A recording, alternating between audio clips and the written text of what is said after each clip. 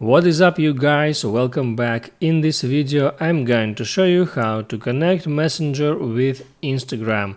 That is quite simple and easy, so let's begin. And once you opened up your Messenger application, tap there on your profile icon and now scroll down until you find account settings over here, and there scroll down to the very bottom to find account center.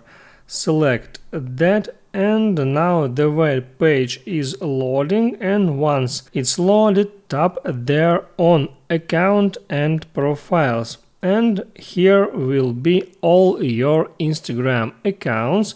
There is one, and if I want I can tap on add accounts, and here I can add one more account if I want. So now I'm able to go through the login process. I need to enter my username, enter my password and tap log in, and after that my account of Instagram will be connected to the Messenger account.